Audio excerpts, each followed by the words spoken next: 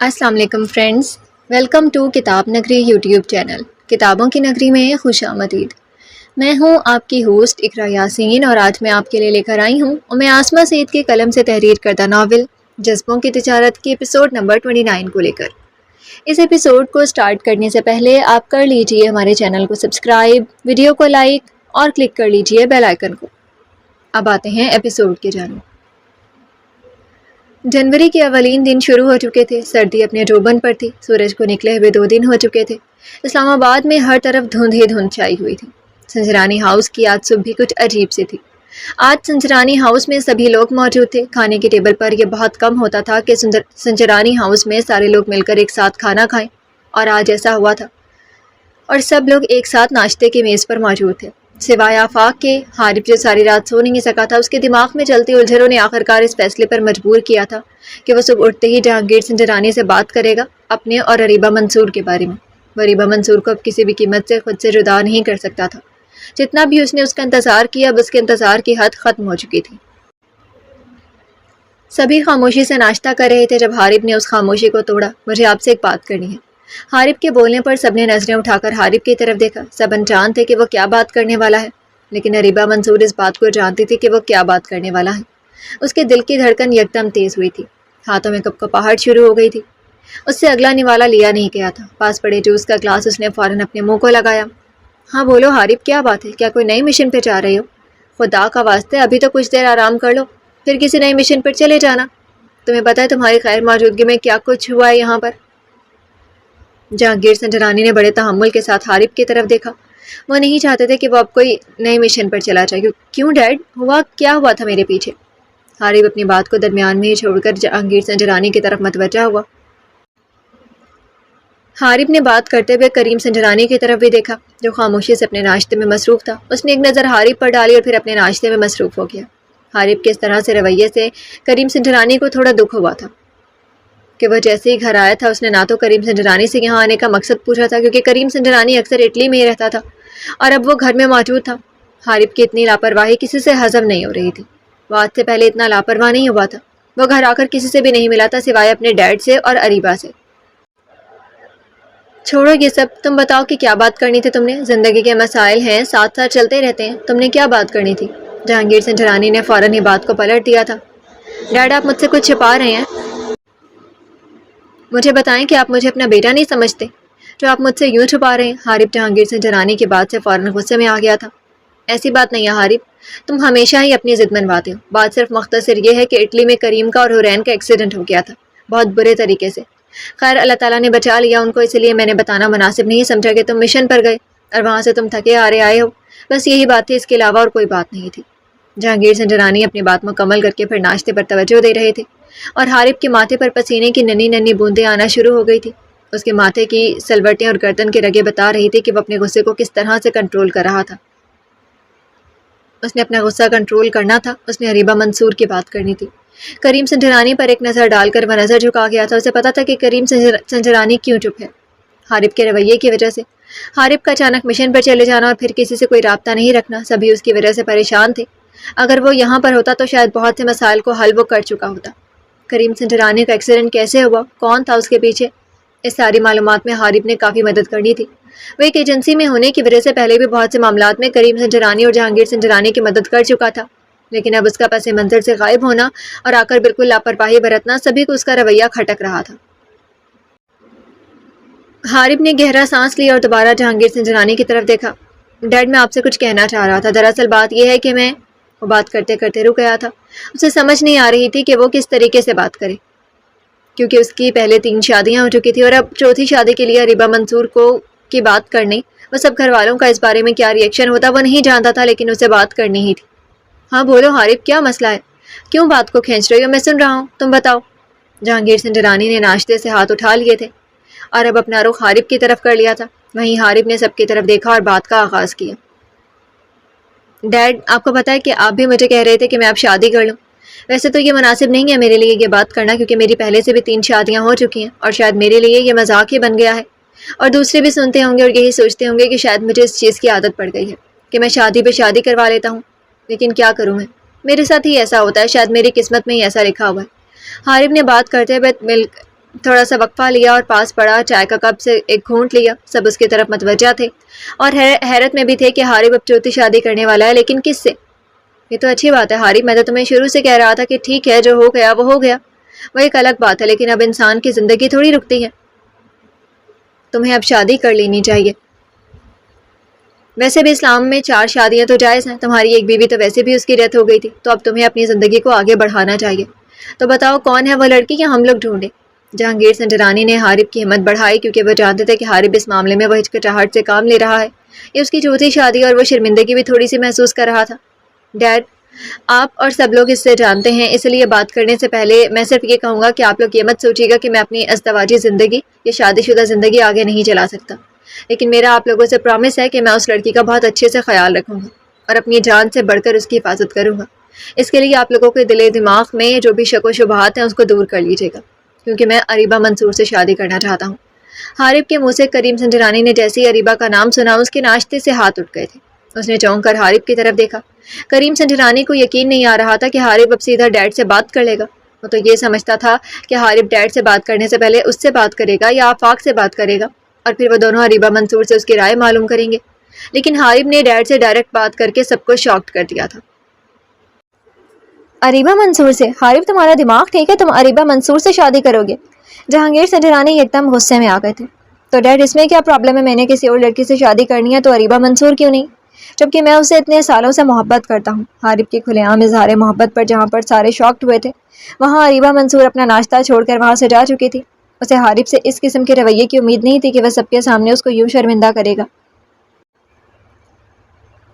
وہیں کریم سنجرانی نے اپنے ہاتھ کی مٹھی غصے سے بند کی تھی۔ وہ حارب سے اریبہ کے معاملے میں اتنا لاپرواہ نہیں کو تمام فیملی والوں کے سامنے کھول دے گا، اپنی محبت کا اظہار کر کے تمام فیملی والوں کے سامنے اس کا بھرم نہیں رکھے گا اور سیدھا بول دے گا کہ وہ اسے محبت کرتا ہے۔ اتنے سالوں سے حارب کی باتوں پر جہاں پر کریم سنجرانی کو غصہ آیا تھا، وہیں جہانگیر سنجرانی تھوڑا ٹھنڈے پڑے تھے۔ انہیں یہ معلوم نہیں تھا کہ حارب اریبہ منصور سے محبت کرتا ہے۔ یہی غلطی انہوں نے حارب کی تیسری شادی پہ کی تھی۔ حارب جہانگیر سنجرانی کو بتانے والا تھا اریبہ کے بارے میں، اور جہانگیر سنجرانی نے پہلے ہی اپنی پسند کی لڑکی اس کے سامنے پیش کر دی تھی، جہاں پر وہ چپ ہو گیا تھا، لیکن اب حارب چپ رہنے والوں میں نہیں تھا۔ تم نے اریبہ سے بات کی ہے یا خود تم مجنوں بنے بیٹھے ہو؟ میں اپنی بیٹی کی مرضی کے خلاف کوئی ایسا قدم نہیں اٹھاؤں گا، جہانگیر سنجرانی نے حارب کو دو ٹوک الفاظ میں جواب دیا۔ ڈیڈ آپ ان سے پوچھ سکتے ہیں، بلکہ ممی آپ جا کر اریبہ سے پوچھیں، میرے خیال میں اسے کوئی اعتراض نہیں ہوگا۔ اگر اسے کوئی اعتراض نہیں ہے تو میرے خیال میں یہاں پر بیٹھے ہوئے کسی بھی بندے کو اعتراض نہیں ہوگا۔ حارب کی بات کرنے پر کریم سنجرانی نے چائے کا گھونٹ پیا اور اپنی جگہ سے اٹھ گیا۔ کریم تم کہاں جا رہے ہو؟ سب مشورہ کر رہے ہیں، کوئی فیصلہ کر رہے ہیں، اور میں نے بھی کچھ بتانا ہے۔ تم بیٹھو اپنی جگہ، یہ بات جب مکمل ہوگی تب چلے جانا۔ جہانگیر سنجرانی نے کریم کا چہرہ دیکھ لیا تھا، اس لیے اس کو فوراً بیٹھنے کا کہا۔ وہ نہیں چاہتے تھے کہ ان کی فیملی میں کوئی بدمزگی پیدا ہو۔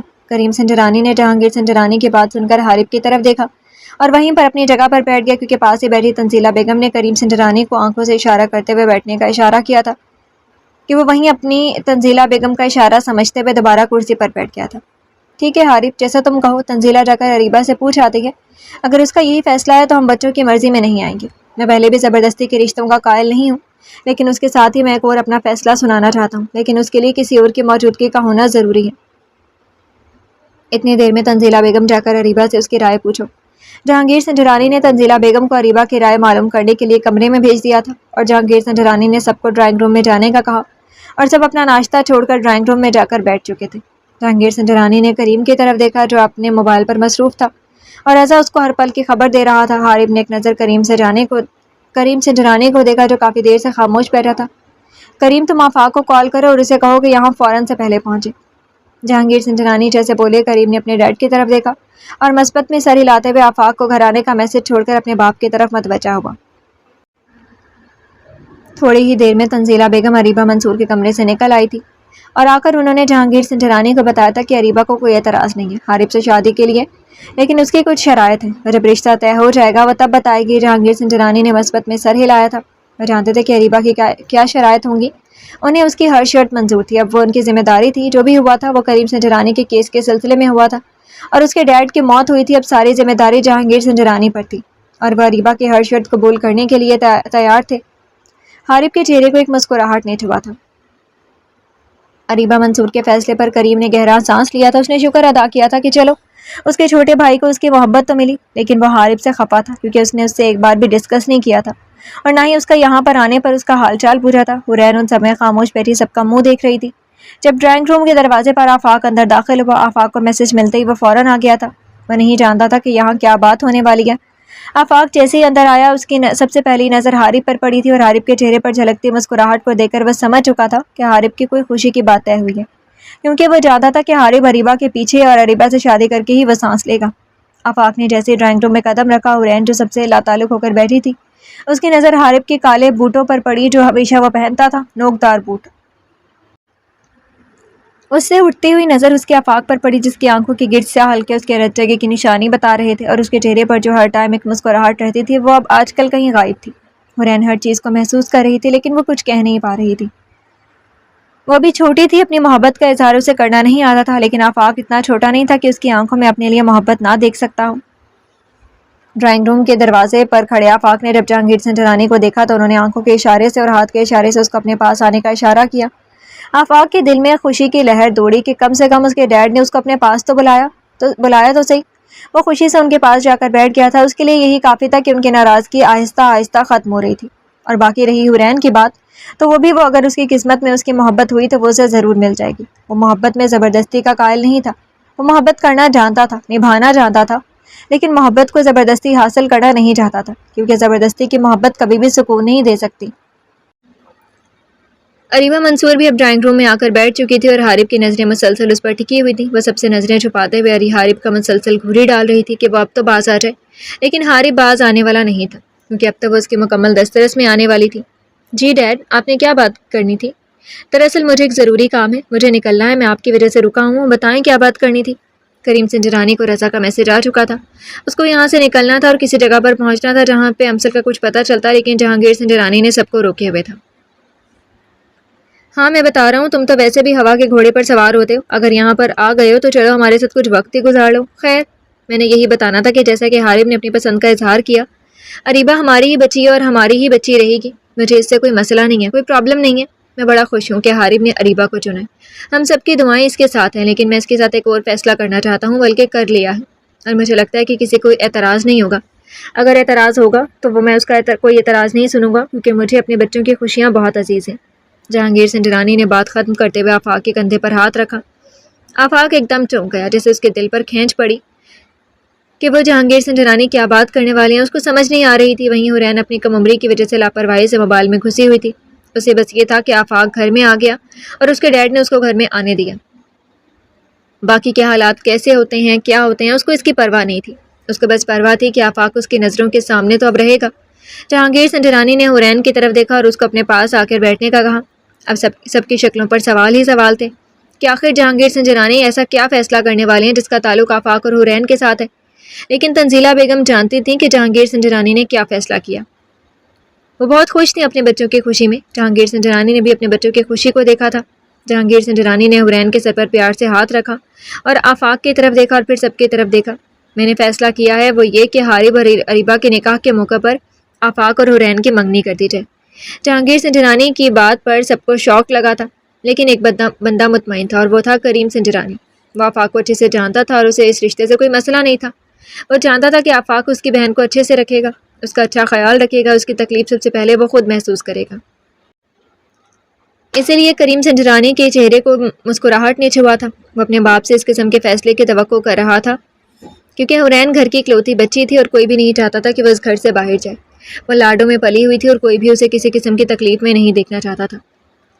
لیکن ڈیڈ آپ یہ کیسے کر سکتے ہیں؟ حورین ابھی بہت چھوٹی ہے اور آفاق 30 سال کا ہو رہا ہے اور ان دونوں کی عمر میں 14 سال کا فرق ہے. میں اس رشتے سے بالکل بھی خوش نہیں ہوں. آپ یہ نہیں کر سکتے.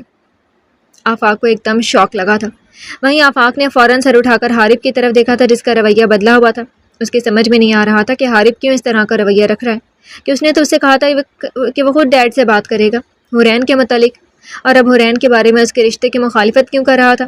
پھر اچانک آفاق کے ذہن میں ایک دم سے کلک ہوا کہ جہانگیر سنجھ رانی کو کس طرح پتہ چلا کہ میں حورین کو پسند کرتا ہوں اور اس سے محبت کرتا ہوں.